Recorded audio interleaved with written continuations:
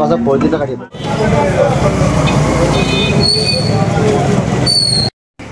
TMR প্রযুক্তি। TMR তে কি হয়? টিএমআর গরুর খাবার যেটা খাওয়াইলে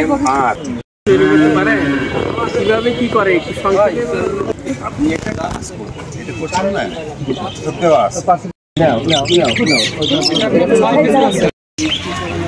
এটা প্রোডাকশন হওয়ার পরে প্রোডাকশন করে এটা কি আমাদের বলেন আপনারা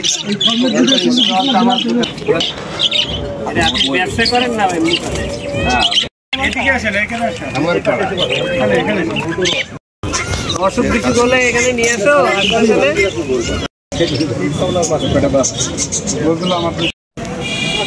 দেখছি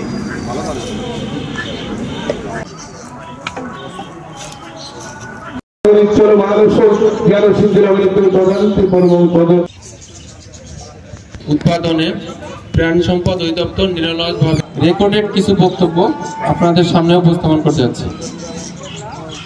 সম্পদ সপ্তাহ 2025 এবং দেশের অর্থনীতিতে অবদান রাখছে।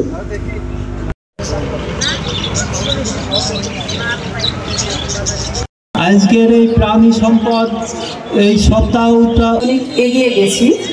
খাদ্য উৎপাদন বলতে শুধু খাদ্যশস্য উৎপাদন বা মাঠ ফসল উৎপাদনই নয়, এর সাথে উদ্যাপন অনুষ্ঠান। এই অনুষ্ঠানে অধ্যকার র্যালি উল্লেখ করা হয়েছে। একটা হচ্ছে দেশীয় জাত মুরগি, ছাগল এবং গরু। দেশি জাতের দেখেছি। আর আরেকটা বিষয় হচ্ছে ওখানে আমরা দুম্বা দেখতে পেয়েছি, যেটা এতদিন প্রাণী সম্পদ প্রদর্শনী 2025-এ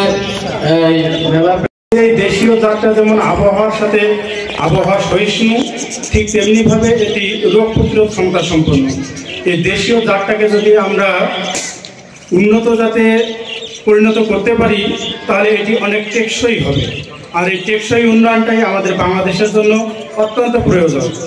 দুধ, ডিম, মাংস, আমরা যত কাজ করি না কেন, আমরা কৃত্রিম প্রজনন করছি, চিকিৎসা সেবা দিচ্ছি, সম্প্রসারণ ওয়ার্ক করছি, আমরা ভ্যাকসিনেশন করছি, খামার পরিদর্শন করছি, সব কিছুর মূলে রয়েছে নিরাপদ এবং মানসম্মত প্রাণীজ আমিষের উৎপাদন বৃদ্ধি করা।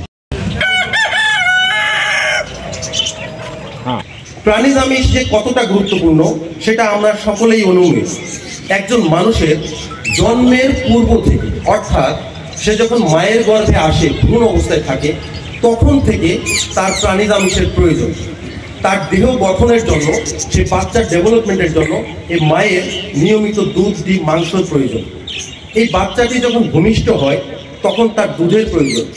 আপনারা জানেন যে দুধে রয়েছে ল্যাকটোজ এবং কেজিন, যেটা বাচ্চাদের ব্রেন ডেভেলপমেন্টে সহায়তা করে এবং তাদের বিকাশ, স্মৃতির বিকাশ করে। এই দুধ বাচ্চাদের জন্য অপরিহার্য।